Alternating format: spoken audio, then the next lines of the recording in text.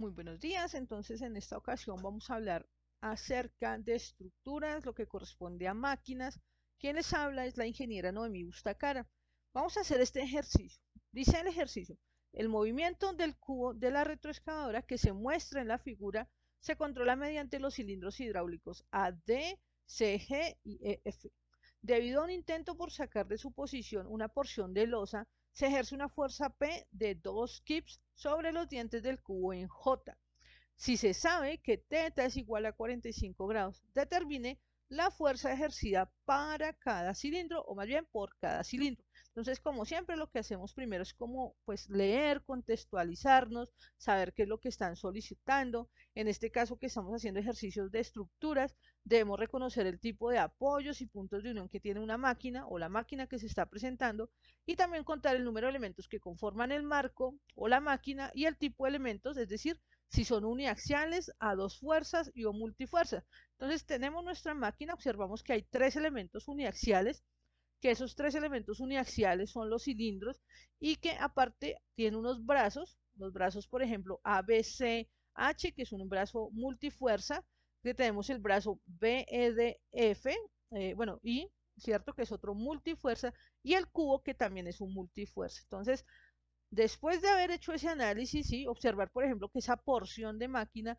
está uniéndose o soportándose más bien acá en el perno en F y en el perno en I, pues empezamos a hacer la descomposición, ¿cierto? O el desglose de la máquina, y se sugiere empezando a hacer el diagrama de cuerpo libre de un elemento que tenga una fuerza conocida. En este caso, pues vamos a hacer el diagrama de cuerpo libre del cubo que se nos está solicitando, el cubo que está uniéndose en G por un perno, que se está uniendo en H y que está soportando una fuerza P en J.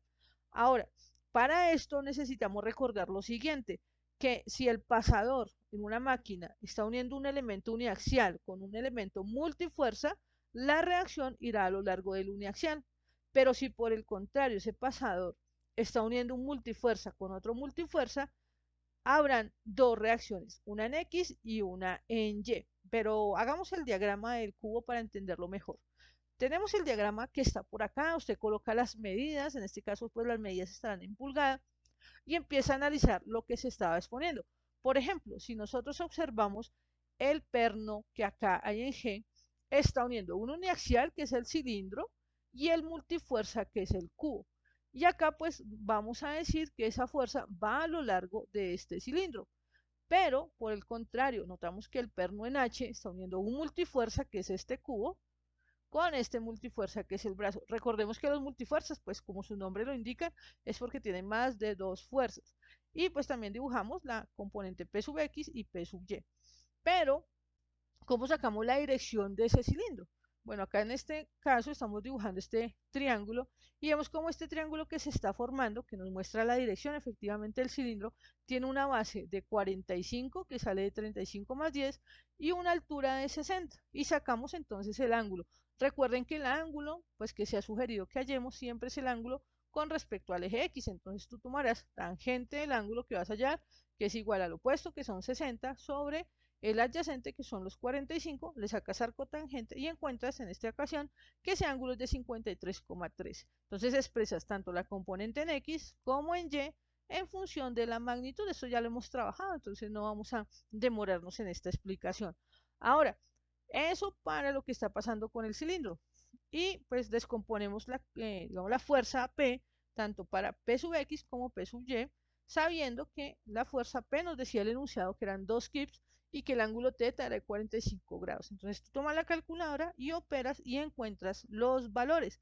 Ahora, ya con este diagrama, identificando estas cosas que la profe les ha mostrado, pues hace sumatoria de momentos. Recuerden que acá estamos aplicando toda la teoría de cuerpo rígido, donde se decía que teníamos que analizar la condición de equilibrio, tanto rotacional como traslacional, y que la sugerencia es que plantees primero siempre la condición rotacional, y que la condición rotacional, que es la sumatoria de momentos, se halla donde hay mayor número de incógnitas. En este caso, si tú observas tu diagrama de cuerpo libre, donde hay mayor número de incógnitas es en el punto H. Entonces, sumatoria de momentos en H, obviamente igual a 0. Planteas la ecuación, observas que está haciéndose girar de forma negativa negativa, recordemos que es en sentido horario, y positivo es antihorario, ¿no? Por convención, recuerda que tiene que haber 90 grados entre la distancia y la fuerza para aplicar la regla de la mano derecha. Acá pues tú ya puedes pausar el video y miras con calma lo que se está planteando en esta ocasión, que es pues toda la fórmula del equilibrio rotacional, y observas que solo queda una incógnita. Entonces, como queda solo una incógnita, ¿verdad? Entonces tú miras, por ejemplo, que solo queda FCG, entonces la reemplazas o la despejas y la hallas.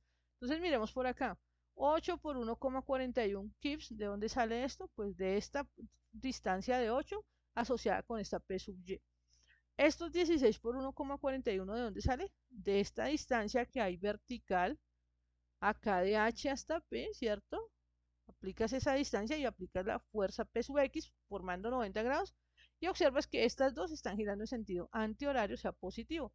Y luego analizas cómo FCGY y FCGX hacen girar pues a todo el cubo. Entonces, si tú observas FCGY, esta FCGY, la hace girar en sentido horario, entonces coges 10 pulgadas, estas 10 pulgadas por FCGY.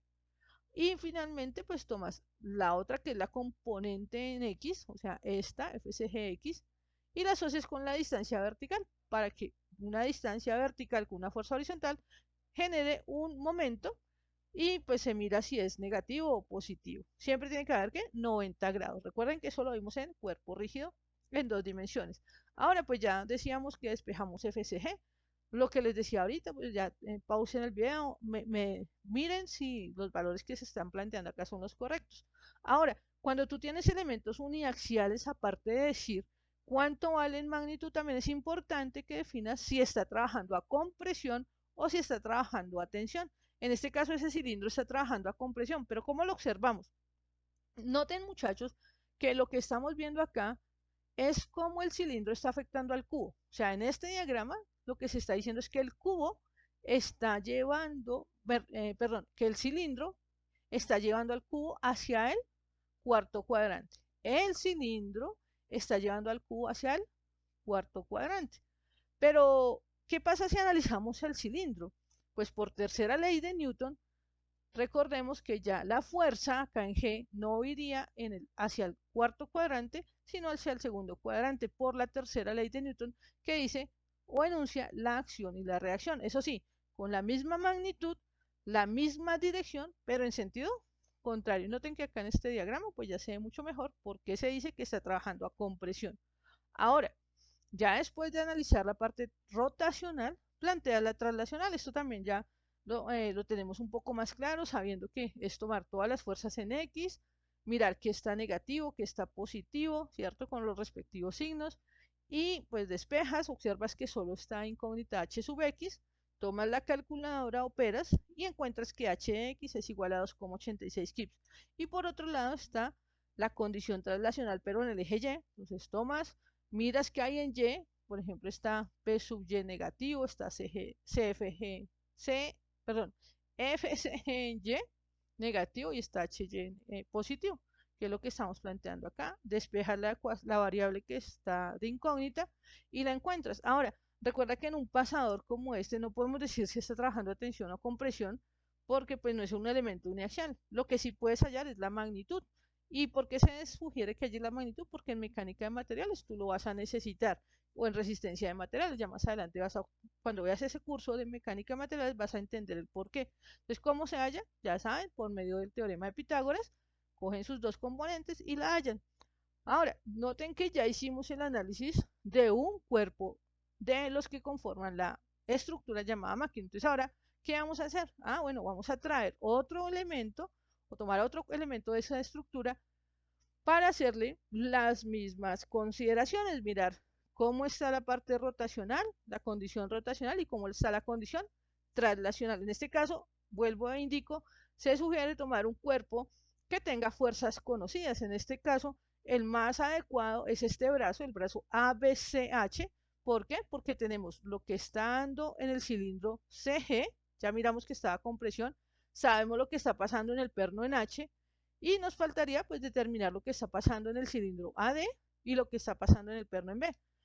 Traemos nuestro diagrama de cuerpo libre del cubo, ¿para qué? Para recordar pues la tercera ley de Newton, que no se nos pase. También recordar que si el pasador está uniendo un uniaxial con un multifuerza, la reacción irá a lo largo del uniaxial, que si el pasador está uniendo un multifuerza con otro multifuerza, tendremos dos reacciones, una en X y una en Y. Y entonces traemos nuestro diagrama de cuerpo libre. Observemos lo siguiente, muchachos. Tenemos HX y HY. ¿Por qué las colocamos hacia la derecha y hacia abajo? Porque en el cubo iba hacia la izquierda y hacia arriba. Entonces aplicamos tercera ley de Newton, sacamos estos valores que ya los teníamos del diagrama anterior, ya los traemos. Ahora, miremos las flechas acá moradas que representan FCGX. Entonces, noten acá iba hacia la derecha y hacia abajo, acá irá hacia la izquierda y hacia arriba con el valor que acabamos de hallar, que es 2,42, y ya indicamos de dónde sale este 1,45 y este 1,94. Ahora, la reacción en el cilindro FDA irá a lo largo del cilindro, ¿cierto? Ya miramos cómo va a hallar.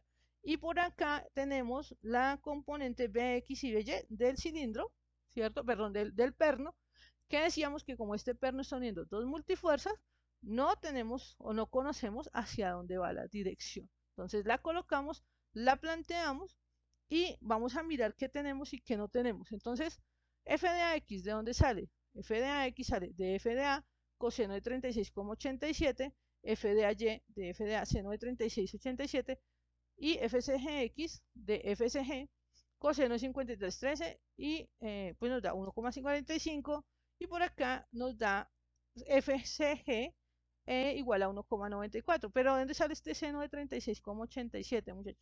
Este seno de 36,87 sale de este triángulo que se está formando acá. Mírenlo, ¿cierto? Desde A, este triángulo que tiene como altura 36 y como base 48. Entonces hacemos lo mismo. Tomamos tangente a la menos 1 de 36 sobre 48 y hallamos el ángulo. Ahora, con este diagrama que se está mostrando aquí, hacemos sumatoria de momentos donde hay mayor número de incógnitas. ¿Y donde hay mayor número de incógnitas? En el punto B. Y planteamos nuevamente nuestra condición rotacional. Miramos que cómo esas otras fuerzas que están actuando acá sobre este brazo lo hacen girar negativo o positivamente, recordando lo mismo, negativo cuando lo hace girar en sentido horario y positivo cuando lo hace girar en sentido antihorario. Entonces usted está haciendo momentos acá en B, mira cómo f de x lo hace girar, que sería en sentido horario, o sea, negativo. Entonces, fuerzas, recuerden también lo que decíamos de regla de la mano derecha, que para fuerzas horizontales, distancias verticales o el contrario, siempre buscando que hayan 90 grados o perpendicularidad, si no, no se podría hacer pues el giro. En esta ocasión pues también se sugiere que primero coloques las distancias, acá hemos omitido las digamos unidades porque pues todo se simplifica y operas, ¿cierto? Entonces por acá está f de y, f de x, pero pues lo puedes reemplazar ahora con estos valores, que es la sugerencia. Entonces lo reemplazas, miren acá, observen muchachos, reemplazamos o pues sumamos los valores conocidos. Todo esto se puede operar, pero lo que les digo ahorita también era cierto, o sea, cojan la calculadora y comprueben, siempre comprueben lo que los profesores les estamos diciendo, porque podemos también equivocarnos. Ahora, observan que solo hay una incógnita, haces la factorización respectiva y despejas y encuentras el valor de FDA. En este caso a 3,96 kips y da compresión, pero lo mismo. Entonces, ¿cómo sabemos que está trabajando a compresión? Entonces, recordando lo que tú observas acá en este diagrama, es cómo el cilindro está afectando a este elemento. En este caso, tú estás diciendo, o usted está diciendo este diagrama, que el cilindro está llevando a todo este cuerpo hacia el primer cuadrante. Pero, ¿qué pasa si analizamos el cilindro? Pues en el cilindro, ya la fuerza no irá hacia el primer cuadrante, sino hacia el tercero, mírenlo. Y acá se observa más claramente que efectivamente está trabajando a compresión. Luego de analizar entonces la condición rotacional, planteas la traslacional, como ya lo hemos visto, ¿cierto? Basada en tu diagrama. Es importante que tú hagas un buen diagrama de cuerpo libre con toda la geometría, con todos los valores que conozcas, para que puedas plantear las ecuaciones tanto de condición rotacional como traslacional. En este caso X está dando 4,58 y planteas la sumatoria de fuerzas en Y, miras que hay en Y, que hay en el eje Y y ya sea negativo o positivo, despejas y encuentras que Y es igual a 0,97 kips. Y lo que les decía, acá no podemos decir si ese perno está trabajando a compresión o a tensión. Pues lo que realmente nos interesa acá es saber la magnitud de ese perno, porque más adelante vas a ayudarte con esa magnitud a saber si los esfuerzos serán cortantes, serán dobles, bueno, una serie de cosas que vas a ver en mecánica de materiales que es importante. Y también para definir materiales. Y la hallas por Pitágoras y la encuentras. Entonces, noten cómo vez tras vez tú tienes que aplicar, ya sea lo que vimos de partícula, ¿sí? De equilibrio de partícula, a lo que vimos de equilibrio de cuerpo rígido. En este caso, estamos aplicando todo lo que es cuerpo rígido, que es analizar la condición rotacional y luego la traslacional. Ahora, noten y observen, muchachos, que ya hicimos dos diagramas, el del cubo y el de este elemento, pero tú también puedes hacer, que era lo que se veía en el video anterior, el diagrama de toda la máquina o toda la estructura, o al menos de toda una sección, porque recuerden que acá no nos están dando toda una máquina, sino una porción. Entonces vamos a ir allí, mira, acá estaba el triángulo, por si acaso volvemos a explicarlo, está el triángulo de donde se salió este ángulo de 36,87, que sale de la base de 48 y la altura 36, pues acá se los coloco más bien para poder recordar de dónde salió este ángulo de esta componente. Listo, entonces con eso vamos ahora sí a hacer el último diagrama que nos faltaría para hallar lo que nos estaban pidiendo.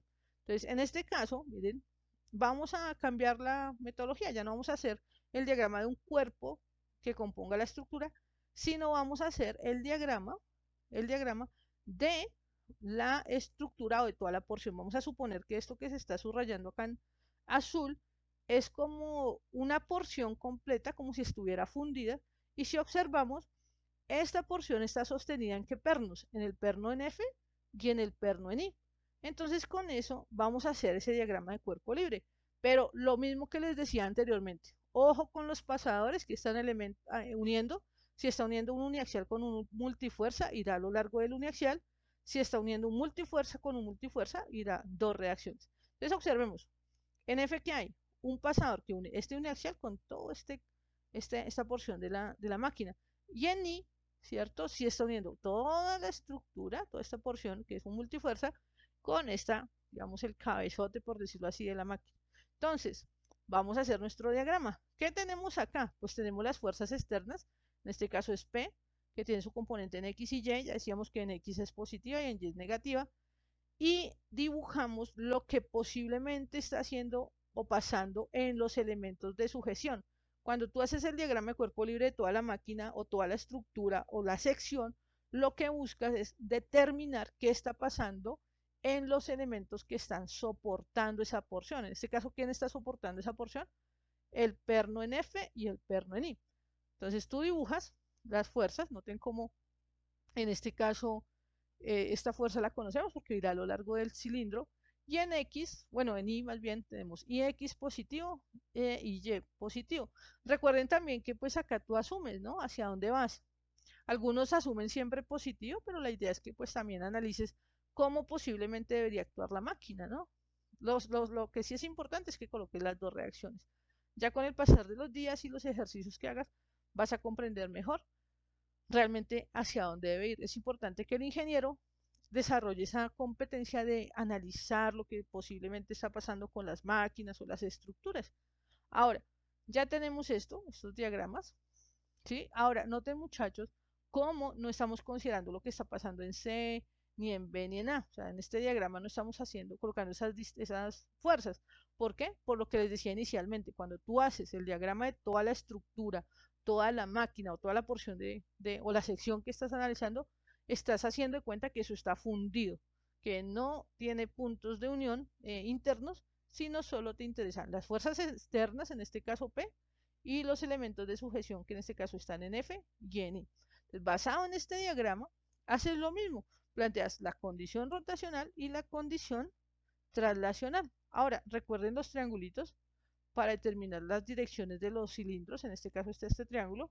Ahora lo coloqué de primeras para que no se les olvide. Se está formando este triángulo que tiene una altura de 16 y una base de 40. Entonces lo mismo, coges tangente a la menos 1 de 16 sobre 40 y hallas ese ángulo. En este caso ese ángulo da 21,8, entonces podemos decir que EF en X es esto, la magnitud por ese coseno, y la magnitud de, perdón, y EFY es igual a la magnitud por el seno de 21,8.